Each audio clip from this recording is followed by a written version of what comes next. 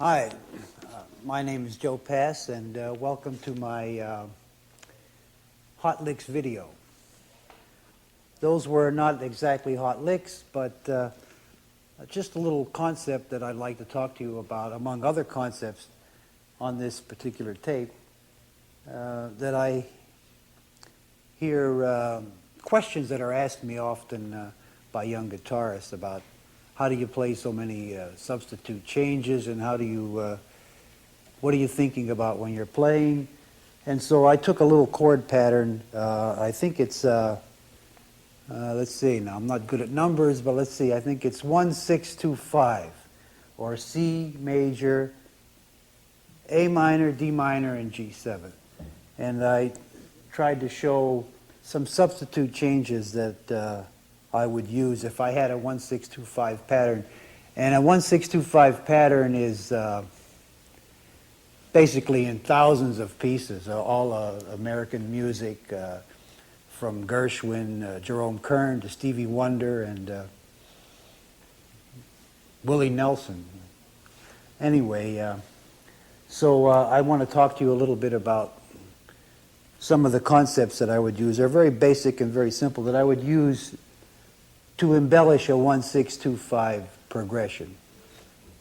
We'll get to that in a minute. First, I think you should tune up to me so that we're in tune. I think I'm 440, I'm not sure. I hate tuning up. They told me the guitar was tuned at the factory, but, you know, but it's not, because if you check it out, but here, anyway, here's my E. Well, now that we're in tune, hopefully, I'd like to pick up where I left off about playing on a chord pattern like a 1-6-2-5, which is a C major, A minor, D minor, and G7. We're staying in the key of C. It's a good key. So, for instance, this is the C major, the A minor, D minor, and G7. First of all, let me say that when I think of chords and chord patterns, I think of everything very basic and very simple. For instance, the C and the A minor to me are simply C major. The A minor is at the sixth, but it's not really important. It's kind of like the C major in a sense. It's the same sound. You can hear it. And the D minor and G7, the 2 and the 5, I simply think in terms of the 7, G7. And the D minor just happens to be a little movement that goes with it. But I don't like to complicate my thinking up with too many theoretical changes or too many changes that they're not. I think very basically. Basically, I think in terms of chords, major, minor, and dominant. Simple. Under the dominant family, I would include the augmented, I would include the diminished, and I would include any altered dominant seventh chord, which would be a raised 9, a flat 9, a raised 5, a flat 5. But those chords all become, for me, dominant seventh chords. So, but we'll get on to that's another whole different concept or bag.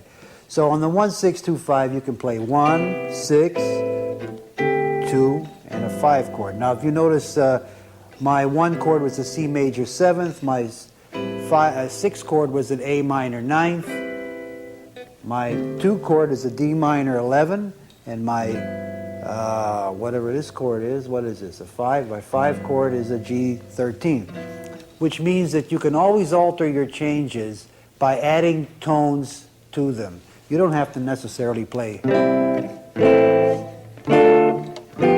And the sooner you start to add add other tones to your chords. For instance, on the 1 chord, if you can add a 9th, you can add a 6th, you can add a 6-9, you can add a major 9th, you can add a major 7th. When you add these color tones to your chords, they help to make your playing sound a little more sophisticated, a little more, little hipper, if you want to use the term. So now that's one thing you can do. So you can go.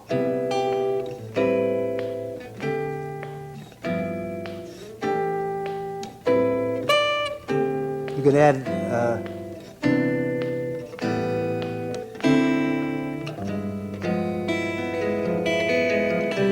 So now what you can also do is I substitute many times for a minor seventh chord, I substitute a dominant seventh chord. So in this case, for C major would be C major. For the A minor, I would substitute an A seventh. Now in this case, it happens to be an A seventh with a raised fifth and a 13th, but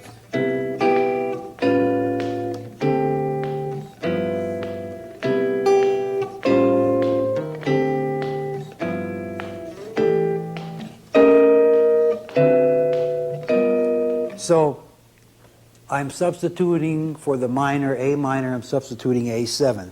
And all the variations of A7, that would mean A 13th, A augmented, flat 9, A 13 flat 9, A 13 raised 9, A 13 flat 5 raised 9, all the combinations of the dominant seventh that you can think of, and which would be 9ths, 13ths, would be raised 9s, flat 9s, raised 5s, and flat 5s. Those are all the tonalities you can put in the chord. There are no other ones that I can think of. So in this case, I'm having C major 7, A 13th. Now, I also, like I said, I substitute a dominant 7th for a minor 7th. In this case, the chord was D minor. I make it a 9th or a D 7th. This is the substitution for D minor. It's a D 13th. And for the G 7th, I substitute nothing. It's still a G 7th, except I have, thought I fooled you that time. I thought I have G7 raised 5, raised 9. Now, another thing I could tell you about, you can always move chords chromatically. And I'm going to show you another substitution now. In other words, for the key of C, the C major, which is our first chord, the 1, I can make it an E minor, because if you notice, the sound is the same. Very close to the same. E minor and C major are related. If I put a C root on, you have the... So, now I can, once I said that I can substitute for a minor chord, a dominant chord. So in this case, the C major becomes E minor becomes E 7th raised 9. And we have this, so listen.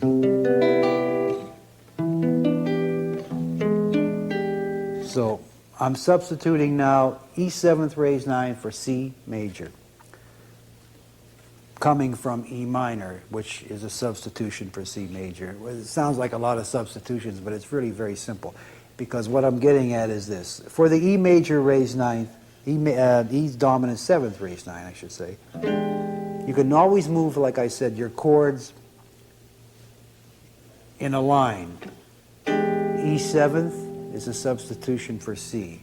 A 13th is a substitution for A minor.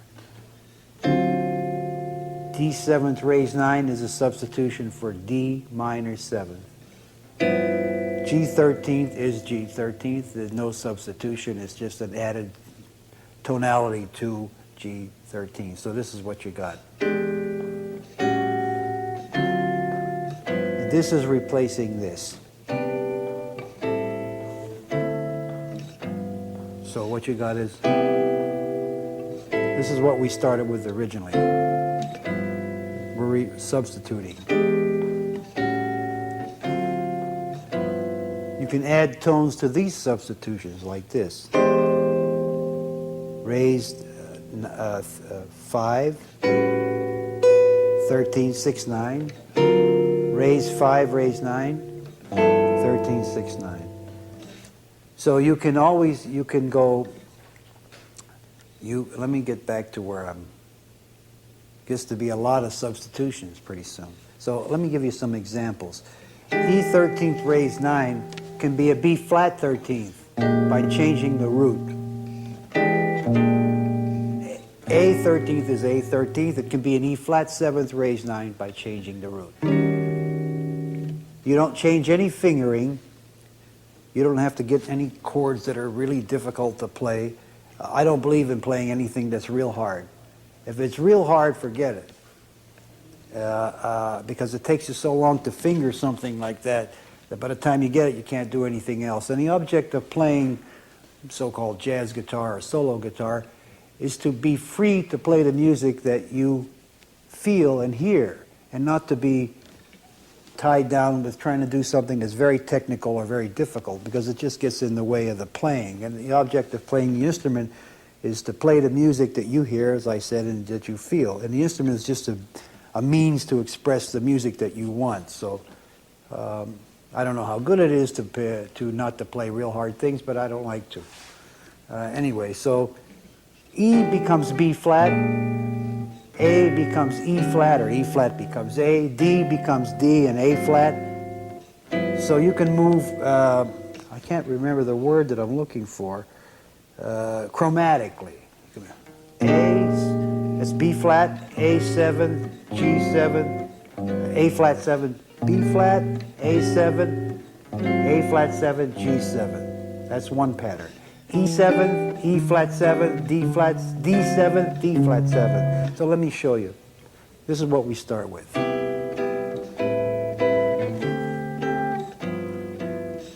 This is substitution. Substitution. Different root.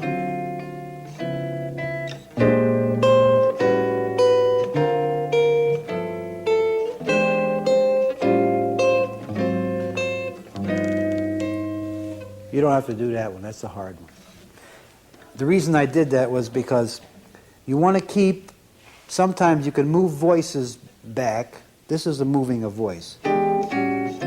Sort of a little melodic line. Because things you don't want to do is this.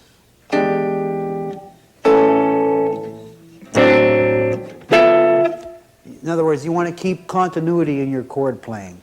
If you play a certain voicing, it's almost logical that you could move that voicing back, or by changing one note or one string, you get continuity. So the thing to keep in mind is to keep in mind melodic lines, voice movements. I keep repeating that one.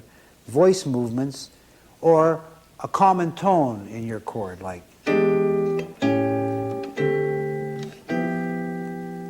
E, A, D, G, always with the G on the top. Or E, A flat. That one you can leave out. Or E, or a B flat 13th, or a E 7th raised 9 flat 5. A 7 flat 9. D 7th raised 9. G7 raised 9. So you see I have a common tone in every chord, or I'm making movements like, that's a little voice moving.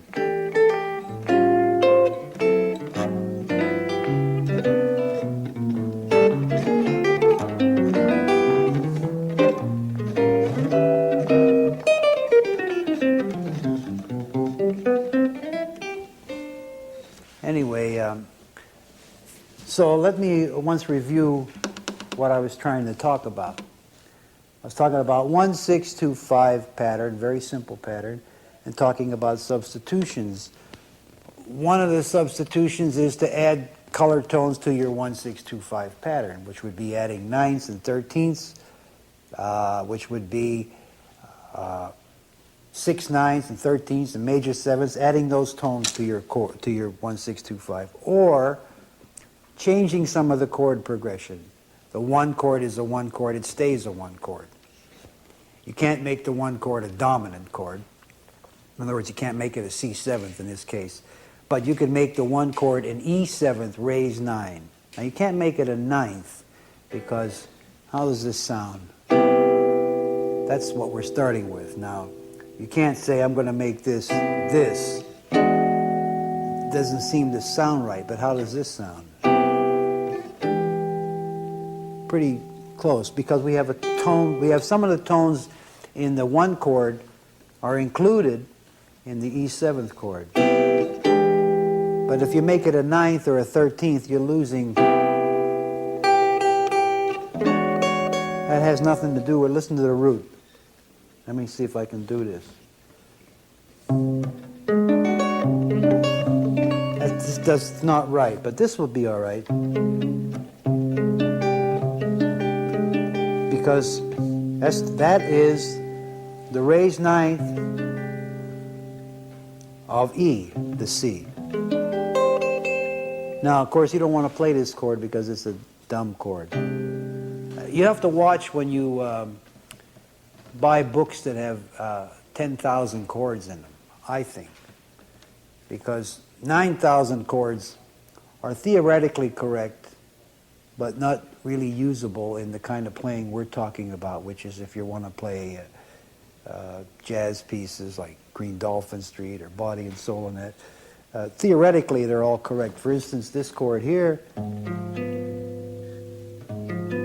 is called, in some books, G7 flat 9, with the flat 9 in the root, in the bass. Now, if I'm playing and you play that for a flat 9 G7 for me, I don't want it because it's not, it doesn't sound like, it sounds to me like a diminish.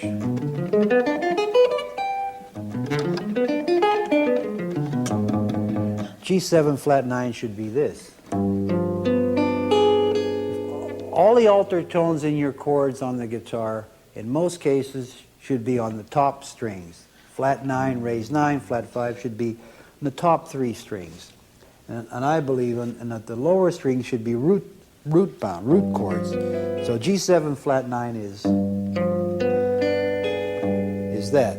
Not, though theoretically it is. So be careful when you learn chords. If you watch other players play, some of the well-known players, anybody that plays can play, you'll notice that they all use the same general grips, I'll call them, or chords. These chords are very common on the guitar. Ninth forms, these kind of forms.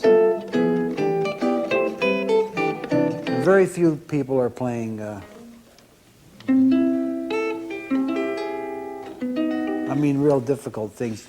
Some players like to concentrate on that kind of playing, but that takes a great deal of study and a great deal of practice, and sometimes you get locked into doing something the same way all the time because that's the way you spent hours and days learning it, and it's sort of a hindrance to trying to improvise and play because you're locked into a lot of technical and theoretical information and not so much just trying to play what you hear and feel.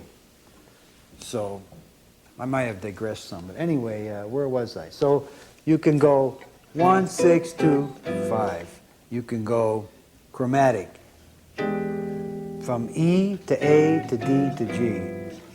You'll have to figure those numbers out yourself. You can go from B flat to A flat to G. Those are all 1, 6, 2, 5 substitutions. You can go from B flat, I sound like that guy, my name is, you can call me Joe. You can call me Joey. Forget it. So anyway, you could go B flat, E flat, that's a cycle. B flat, E flat, A flat, D flat. That is the same thing as substitute for 1, 6, 2, 5, I hope. If it isn't, you'll have to write to me. So let me play some 1, 6, 2, 5 for you.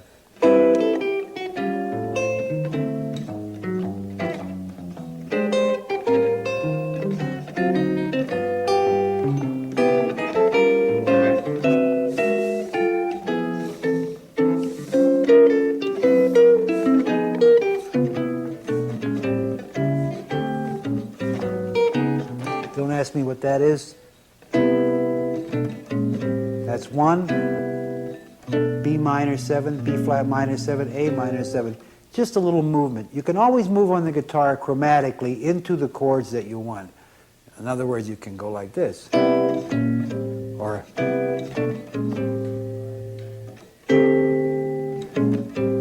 now why did I do that? C, this is just a movement into A minor. Just a movement. No big deal. It's E minor, it's B minor 7, B flat minor 7, which is a substitution for E, because B minor 7th and E 7th are a 2/5. See, so you can go like this. It's a flat 5 principle. You can move back and forth. But I'm going to A minor, so I go. So now I'm on A minor, which is the 1, which is the 6th chord. Then I don't do anything. I go to the 5 chord. Now I do, since I went like this, in my mind, my ear says, why can't I go? Where does it take me? It takes me from B flat to A minor to A flat minor. A flat minor is the 2 chord of D flat. And D flat is the flat 5 of G. This is really theoretical. I don't know why I got into so much theory, because I'm not a theory person. So here we were.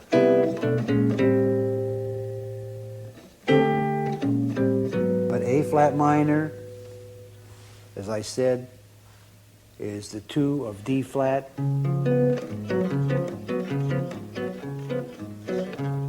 And D flat is the flat 5 of G. So that's why I can do that. So I can go.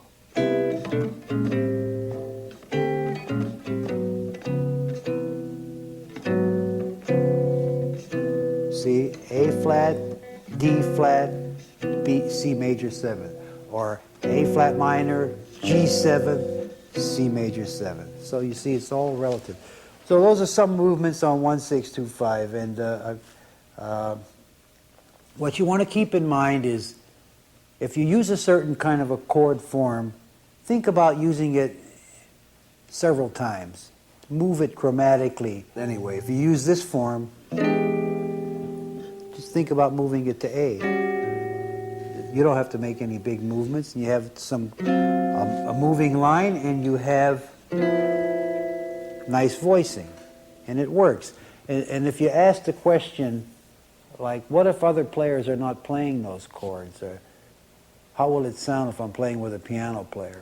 Well, if you're playing with a piano player, you better do what the piano player does, because he has 88 keys and he's louder than you, I always defer to the piano player because they're louder and bigger. But the thing is, you have to make some adjustments. But if you play your chords without 6-string voicings, I mean, try not to play chords like, little chords, so that you can have a little, like, 3-note chords, inside chords. So you can move. For instance, you take these 2 notes. If I'm playing with a piano player, I'm not sure what he's doing. You have to be careful in the beginning. So if we're in the key of C, I might play this kind of a C. Just these 2 notes. So these 2 notes could be C major 7th. They could be E7. They could be B flat 7th. They could be G.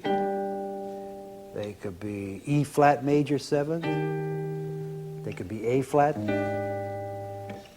So you pick tones that are neutral in a sense until you know what the players are. Now, another thing you can do if you want to find out, every player, every chordal player has a harmonic boundary that he plays from, that he likes to use. You'll find, usually you can tell on the turnaround of a tune what they prefer. Piano players, some piano players prefer a turnaround like, and they like that kind of a sound. So, and the reason they do it on a turnaround is because the turnaround is the place where the pianist or the chord player, the guitarist, has a choice, because there's nothing happening there. It's just the turnaround. So he can get crazy or do whatever he wants. So some turnarounds go like, it's like 1-6-2-5. Some of them all of a sudden start using all raised 9ths and 13. So on a turnaround is where you listen to a piano player or another chordal player to see what their harmonic concept. Some players like a lot of minors. Some players like a lot of 2-5. Some do that all day long. You can go. Let me see. You can go. you can do, see, that's 1625. Or you can go, yeah. That's related to 1625 in a kind of a way. But anyway, the place to listen is on a turnaround. And the thing to do is to use chords that are kind of neutral sounding tonalities until you know what concept the piano player likes. Does he like a lot of minor sevenths, or does he like a lot of raised ninths, or is he 11th kind of a player, like all these kind of sounds? But that's digressing again to some other subject. So much for the 1625. By the way, the point is that if you use substitute chords on your chord pattern we just talked about, like raised ninths and flat nines and raised fives and so forth, that also means that you could use those kind of melodic lines when you're playing. So you don't have to go.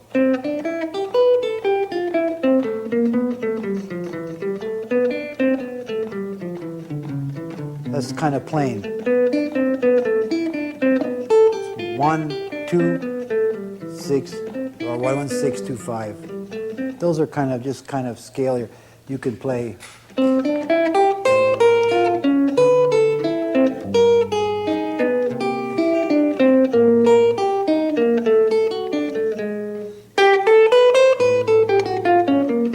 That's your 6. This is your 2. This is your 5. Your yeah.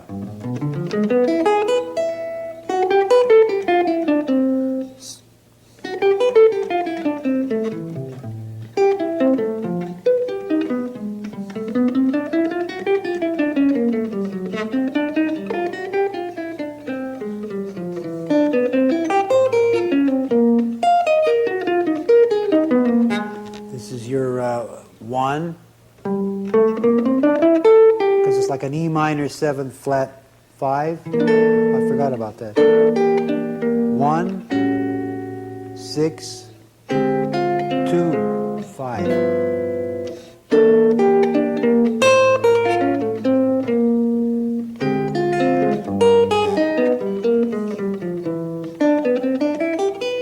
I'll play a little bit of a single line on 1625 to show you what I would be doing if I were improvising on it. Starting with some very basic melodic lines to some more involved melodic lines, I hope.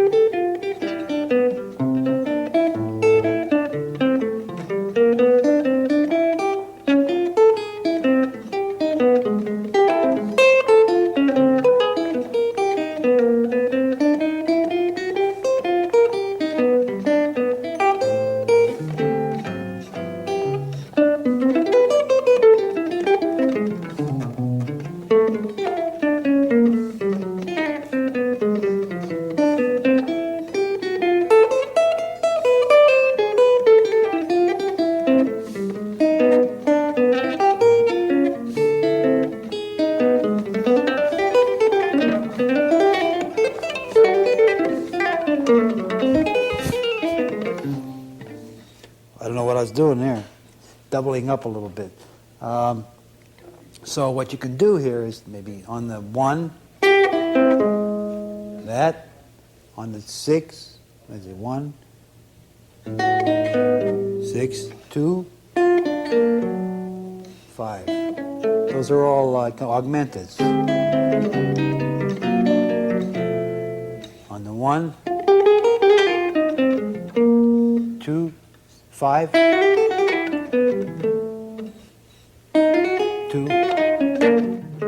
5.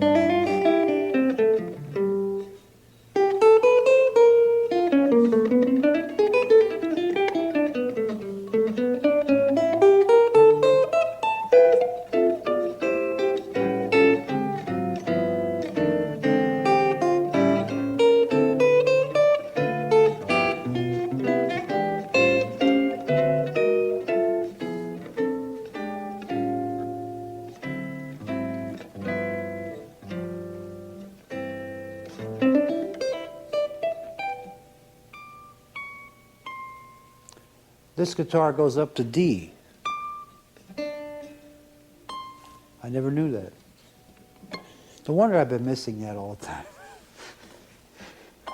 Anyway, it's a little of some examples of playing on 1-6-2-5, using little substitute chords. I tried to show you like the forms too that some of the runs come out of. You know, a good idea to practice if you're interested in, if you're bored with playing scales, because scales are. I mean, scale's a scale, and I find that most players, when they practice scales, don't listen to what they're doing. They just sort of go. I mean, and nothing's happening. When you do that, nothing's happening. You're not learning anything because you're not listening to the music. Because, for instance, what's going on? What is this? It's supposed to be. Every note should be clear. So, but scales can be boring because what you're doing is just running your fingers across the neck of the fretboard.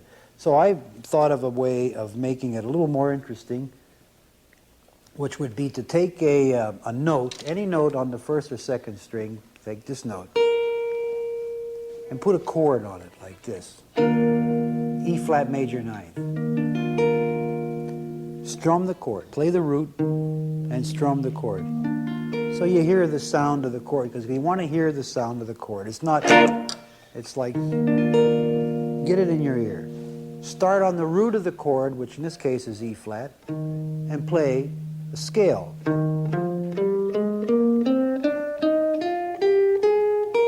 Stopping on the note that, the top of the chord, which is this, so you have this.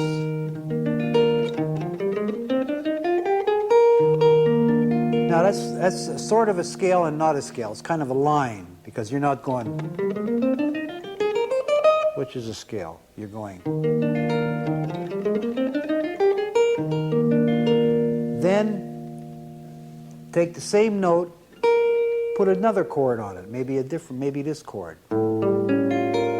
A7, raise 5, flat 9. Play a scale from the root. From the root.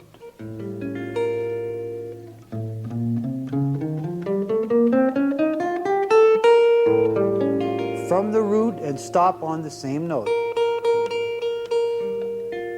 Now maybe you might want to play this chord. D7, raise 9, flat 5. From the root.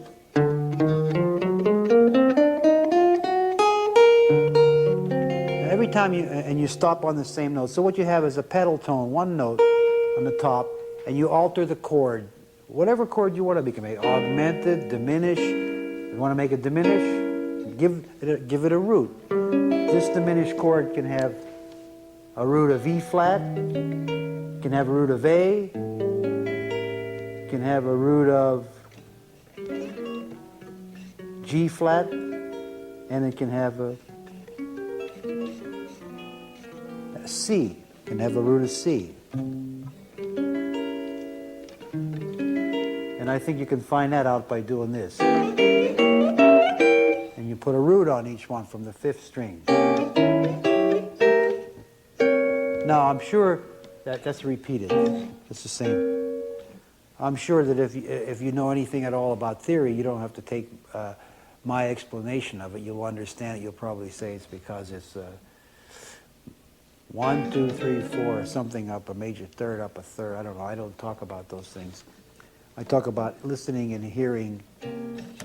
But anyway, what I was saying was you take a note, like I picked that note, and you put a chord on it. Give it a root.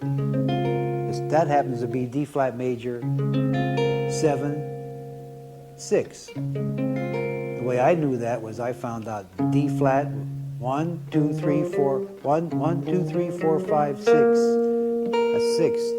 1, 2, 3, 4, 5, 6, 7. 7. That's how I learned numbers. Anyway, paint by numbers.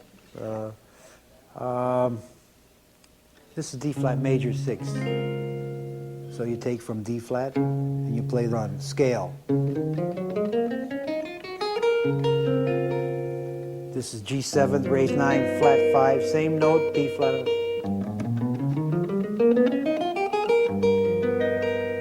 This is G flat 13th, same note.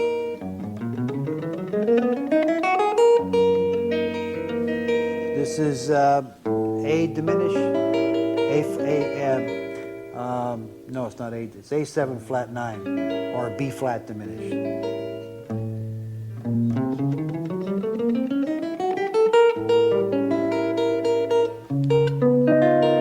D flat 13th.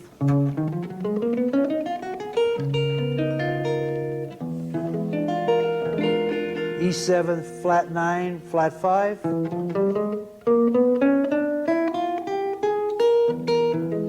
So you see what you have then now is not just a scale that puts you to sleep or is a pattern that you don't really pay attention, but you have sounds of chords, and you have lines that build from one interval, from a root to an interval, and it gives you something more to listen to.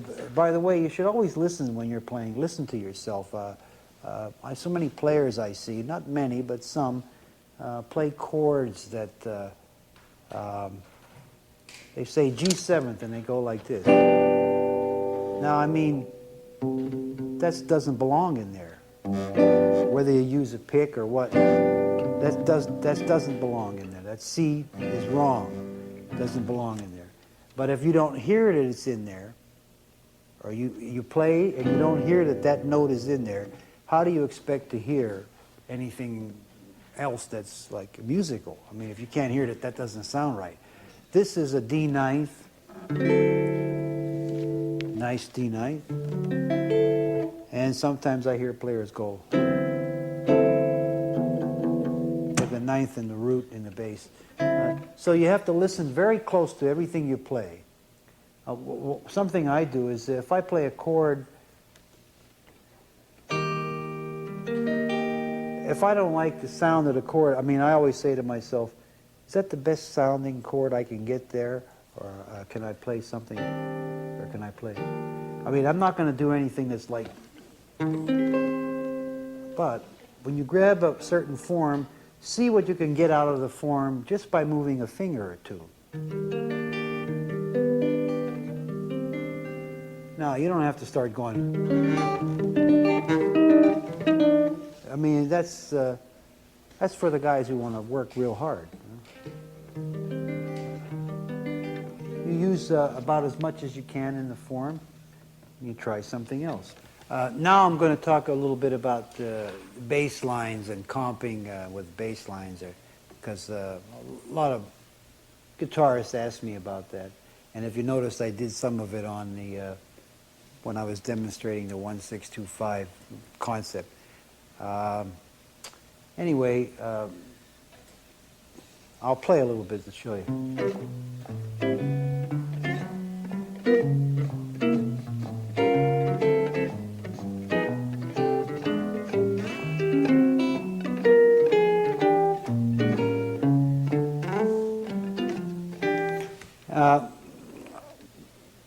The most important thing about playing bass line and guitar is the bass line. That is the most important thing. It's not the little comping chords that go on top, though a lot of players think it is or ask me about it. The bass line has to be melodic. It has to be like a little Bach piece. It has to stand on its own. It has to be.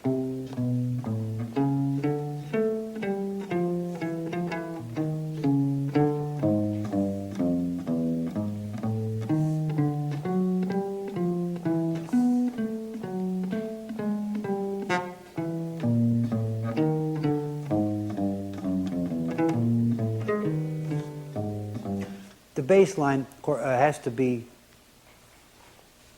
melodic. It has to stand up so that if you heard it, you would recognize the changes. Now, it's a little bit difficult to demonstrate that point on a so-called 1-6-2-5 because it doesn't go anywhere really. Because as I said before, a 1 and a 6 are the same to me, and a 2 and 5 are the same. So what we got is, so what we're doing is,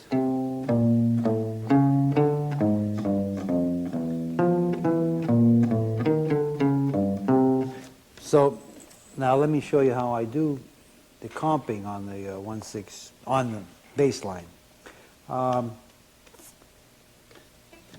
Visualize doing a shuffle rhythm like.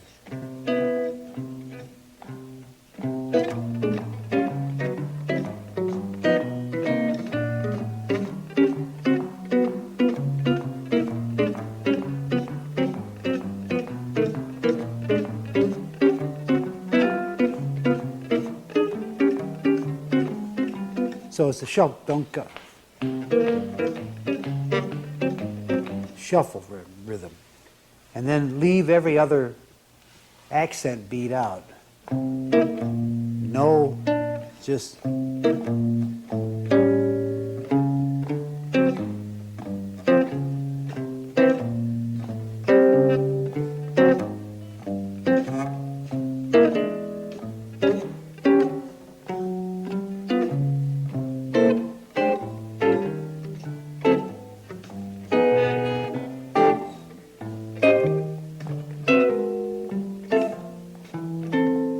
So what you do is, instead of going,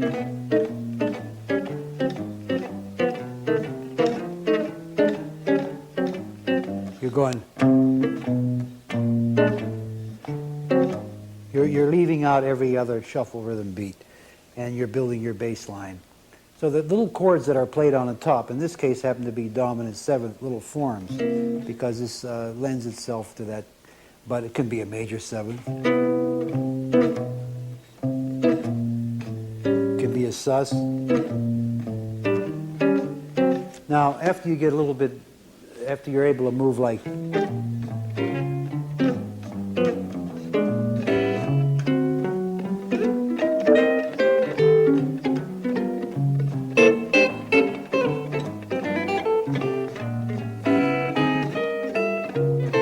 after you can move, I'm moving a little bit fast, I'm showing off a little bit, but after you move a little bit, then you can start adding some little syncopation to it, you know. It doesn't have to be.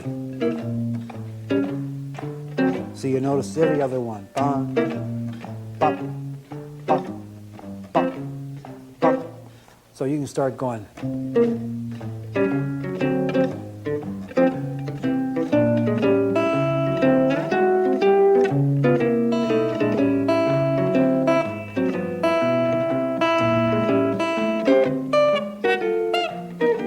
So now I'm adding some little accents and little rhythms. None of those little chord forms that I'm playing are difficult. And none of them are, in many cases,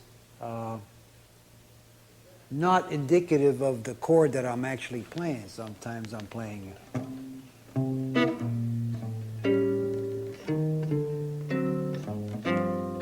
G7, it's a G sus. Or you can do this. Now, these two notes are kind of neutral sounds. See, that could be an E minor, or an E7, or a C. If I have a C root as a bass, say I'm going to go, I can go. See, these two notes are not, it's not like this. In other words, nothing that I'm playing is very difficult. The notes happen to be under my fingers around one of the bar forms, which is another subject I'd like to talk to you about on another tape, which is the subject of using bar forms to move around on the guitar. The value of understanding the bar form, like having a capo, you know, like where you see these people put the thing on, it goes like that. Well, this would be like having a capo and it's stuck in your head, see, and it hurts sometimes, but the bar form serves as a capo. and I'd like to talk to you about that sometime, and the use of it. But in building bass lines, I'll play, for instance, this 1-6-2-5 business with as much as I can think of as far as building a line.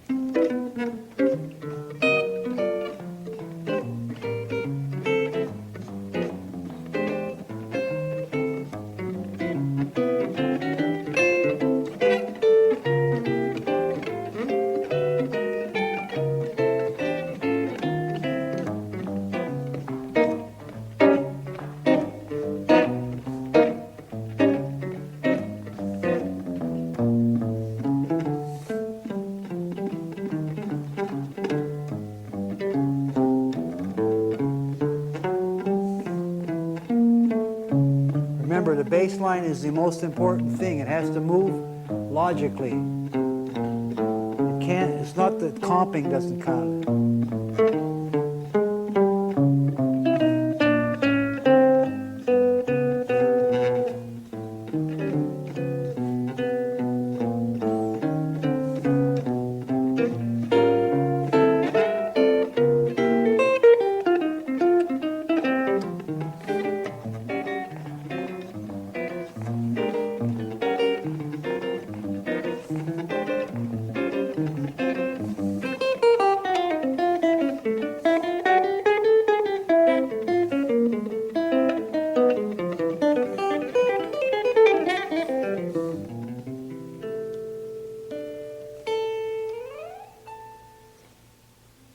Anyway, that's kind of an example of building bass lines.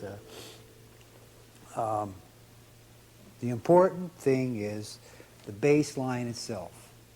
You should be on the root at a certain place in the bar. I can't tell you exactly where that should be, but the root should be sounding somewhere within the area of the chord change. You can avoid the root. For instance, you can do this same pattern like this.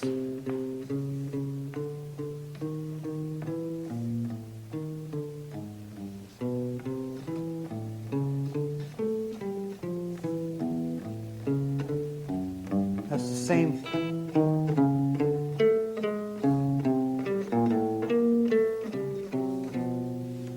That's A7, D7, G7, C. So if I were playing a tune that had an extensive chord progression, I could demonstrate the bass line a lot clearer to you. But since I said it once again, this simple little pattern of, I call it I love coffee, or whatever, is restrictive in the sense that you keep going around the same cycle, and there's only so much movement you can do on the same cycle. For instance, you could play a bass line like this.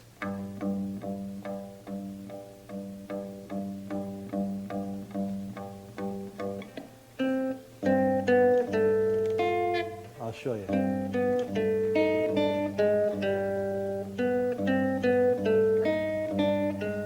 So in other words, it's a pedal tone.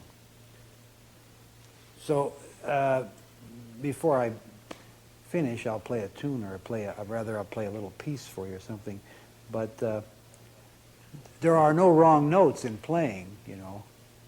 It's just they're in the wrong places. But there can't be a wrong note in music, because there's only, how could there be a wrong note? Maybe there could. Write to me and tell me. I don't know. But I'll take the same chord pattern and play around with it. Slower. Always have a melody in mind.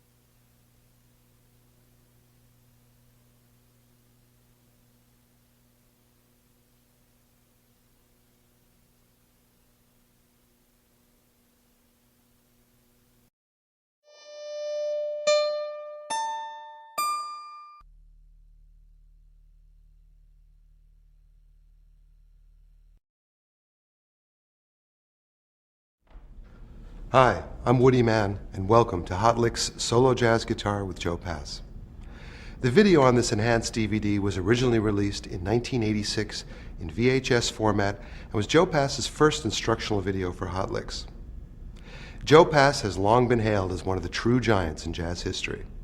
His series of virtuoso recordings for the Pablo label in the 1970s set a new standard for solo jazz guitar and have since become classics. On solo jazz guitar, Pass gives a full treatment to the 1-6-2-5 chord progression, explaining, demonstrating, and performing the improvisation and arranging techniques that are at the heart of this extraordinary style. He starts off by showing you the basic progression, then embellishes the chords by adding color tones, substitutions, bass lines, melodies, leading tones, and several other musical devices. Joe shows you that there are endless ways to navigate this progression and gives you the tools to make your own creative choices. If you're new to jazz, you might find it difficult to keep up with the alterations and the substitutions. This enhanced DVD has two special features that can make this a lot easier. The Chord Corner lets you hear each chord while seeing a photograph of the position, along with the chord diagram. The slow motion special feature allows you to loop each exercise at half speed with the audio restored to standard pitch. These new features, along with the tab booklet, should make it a lot easier for you to get the music right under your fingers. Toward the end of the session, Joe covers approach to single note solos over the 1-6-2-5 progression. He makes use of many of the chord tones in these melodic lines, so it helps to be familiar with the progression before attempting to solo over it. Again, refer to the slow motion section if you have any trouble keeping up. Other features that have been added include Joe's biography, a selected discography, and a suggested listening list of important and influential jazz recordings. Joe's follow-up to solo jazz guitar is called The Blues Side of Jazz and explores the 12-bar blues chord progression that is also commonly used in jazz guitar. These two classic videos will give you an unprecedented insight into the playing of a true jazz legend. Good luck playing solo jazz guitar with Joe Pass.